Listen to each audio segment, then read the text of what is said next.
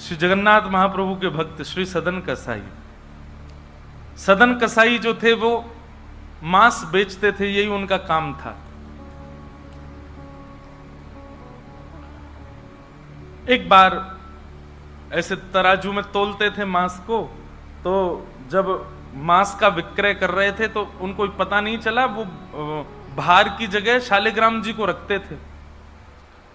लेकिन कीर्तन उनको बड़ा प्रिय था, कीर्तन करते हुए मांस बेचते थे। बताओ, ऐसा उनका स्वरूप। एक बार एक महात्मा वहां से निकल रहे थे, तो महात्मा ने जैसे ही देखा, वो तो देखते ही पहचान गए।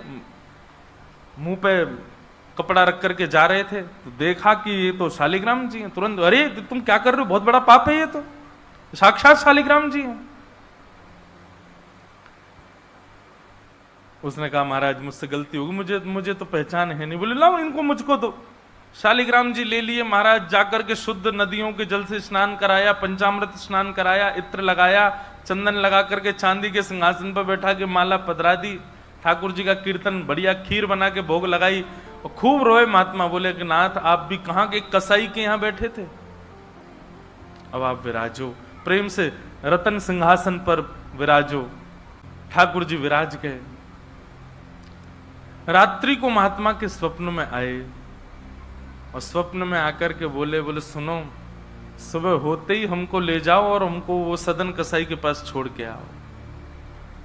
महात्मा बोले, वहां प्रभु मांस बेचता है, वो आपको तोलता है, तोलने के लिए भार बना करके रखता है, आप उसके यहां क्या करेंगे?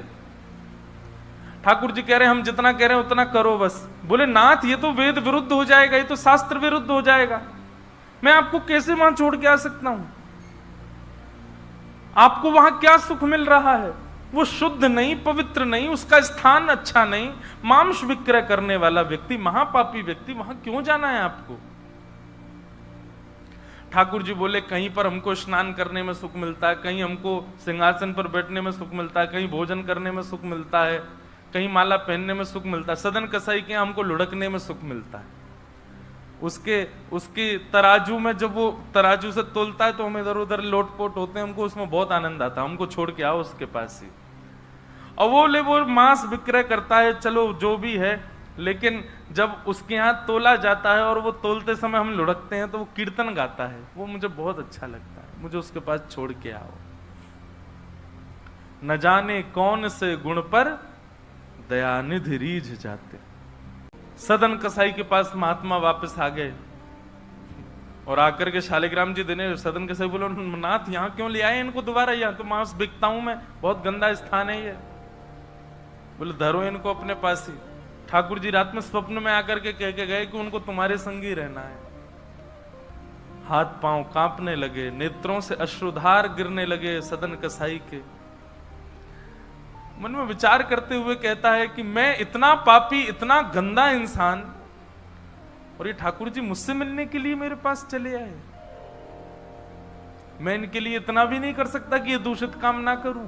ज्यादा से ज्यादा क्या होगा? भोजन ही तो नहीं मिलेगा मुझे, धन ही तो नहीं कमाऊंगा, लेकिन इससे बड़ा और धन क्या चाहिए कि ठाकुर जी मेरे से मिलने के लिए व्याकुल हो रहे हैं।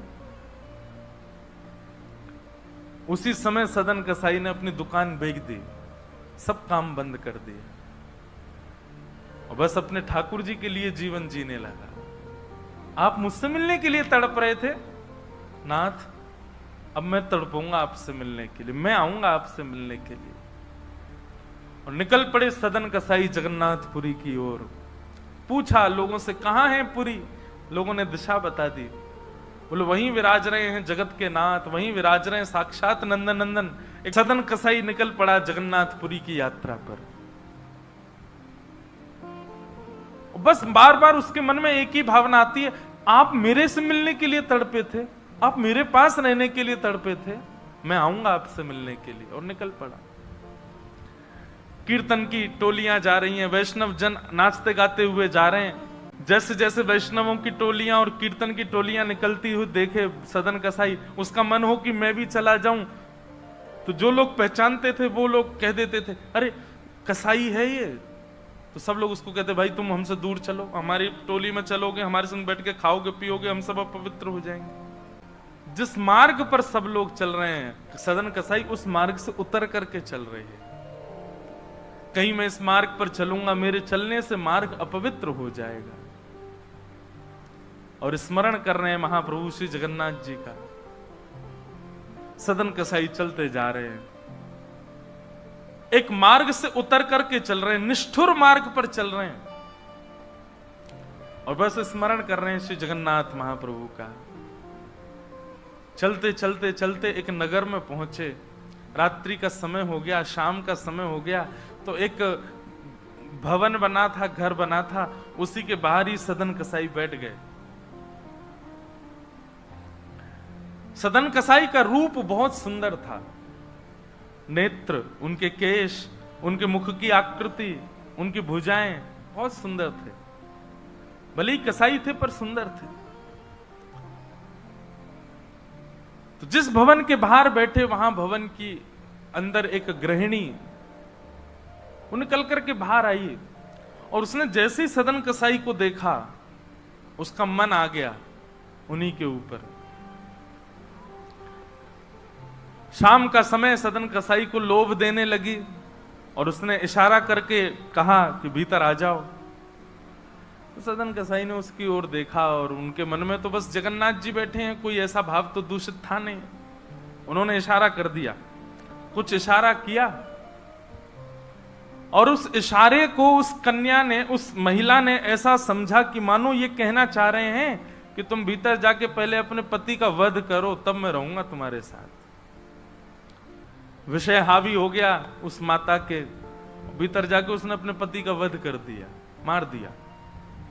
और बाहर आकर के सदन कसाई से कहा, अब तो चलो, मैंने अपने पति को मार दिया, चलो मैं और तुम ब्याह कर लेते हैं। सदन कसाई बोला, देवी ये तेने क्या किया?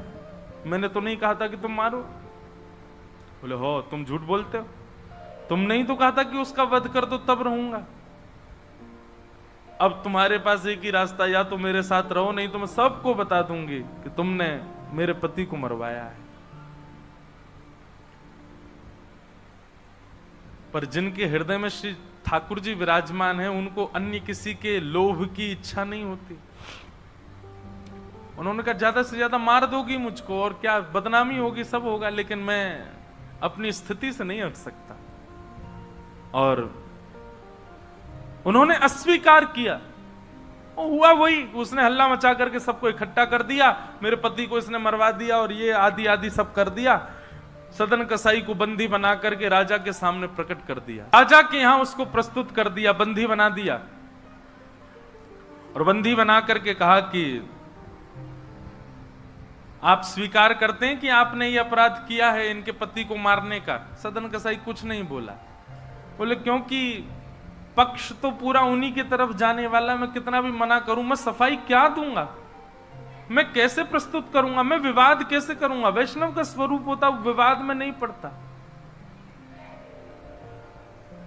वो चुपचाप खड़े रहे, बस मुस्कुराते रहे। बोले, अब सत्य तो ठाकुर जी जानते हैं, मैं अब आपको कैसे बताऊं कि मैंने नहीं किया? मैं कहूं कि मैंने नहीं किया तो मेरे पास कोई प्रमाण नहीं है ना देने का कि मैंने नहीं किया। और प्रमाण देने के लिए, इकट्ठा करने के लिए, इतने प्रपंच में पढ़ने के लिए मैं नहीं निकला हूं। मैं तो जगन्नाथ जी से मिलने के लिए। आपको जो दंड देना है, बस मृत्यु दंड मत देना, बाकी जो दंड देना है दे दो, मुझे जगन्नाथ जी का दर्शन करना है। राजा ने सदन कसाई की बात तो मानी कि मृत्यु दंड तो नहीं दिया, पर कहा कि जिन हाथों से तुमने उस व्यक्ति का वध किया, उन हाथों को हम काट देंगे। सदन कसाई बोले, मैंने एक बार एक कथा में सुना है कि श्री जगन्नाथ जी की भी भुजा नहीं है, लो काट दो। जैसे मेरे स्वामी वैसा मैं, और अपनी दोनों भुजाएं आगे कर दी। मेरे स्वामी भी तो ऐसे ही रहते हैं। सदन कसाई ने अपने दोनों हाथ आगे किए, और राजा के दूतों ने उनके हाथ काट दिए।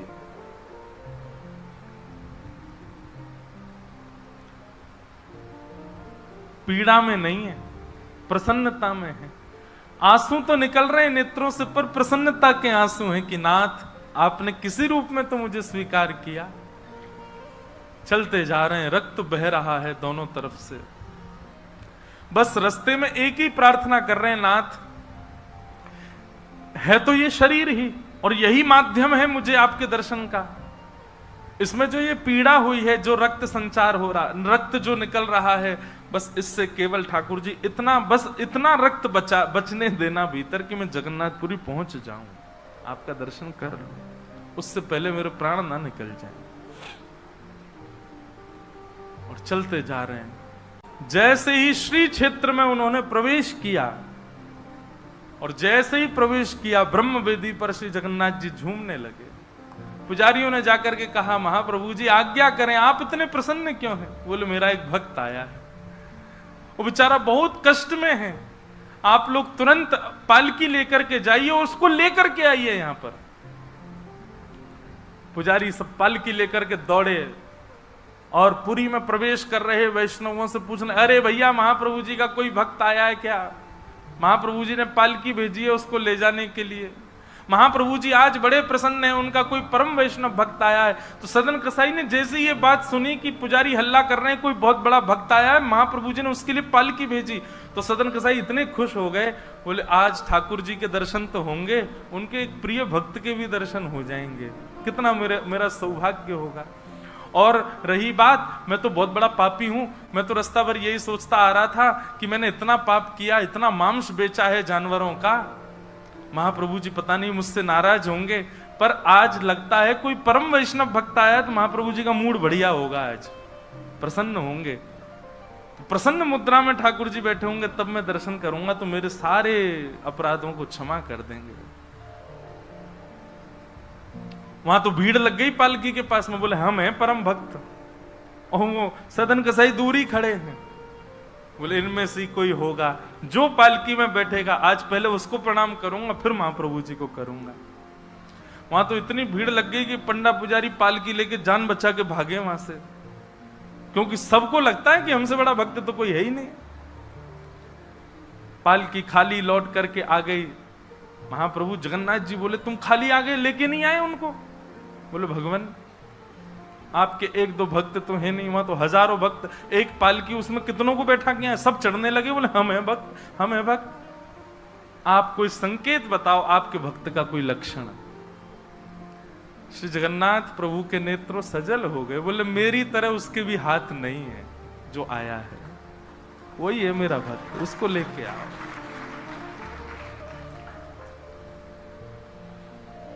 पुजारी पालकी लेकर के दोबारा गए।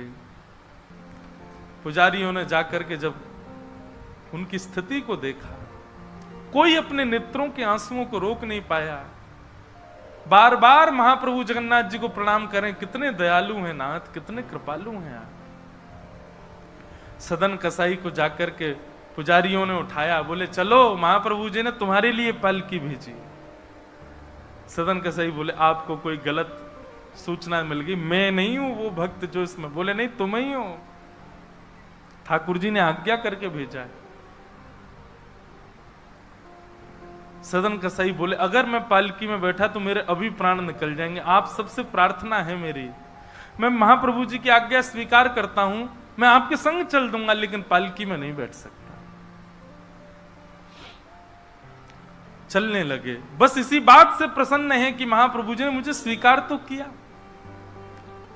और जैसे ही सिंह द्वार पर पहुंचे और दंडवत करते ही जैसे ही श्री पतित पावन भगवान, सिंह द्वार पर ही श्री पतित पावन भगवान है, बाहर ही उनका दर्शन हो जाता है।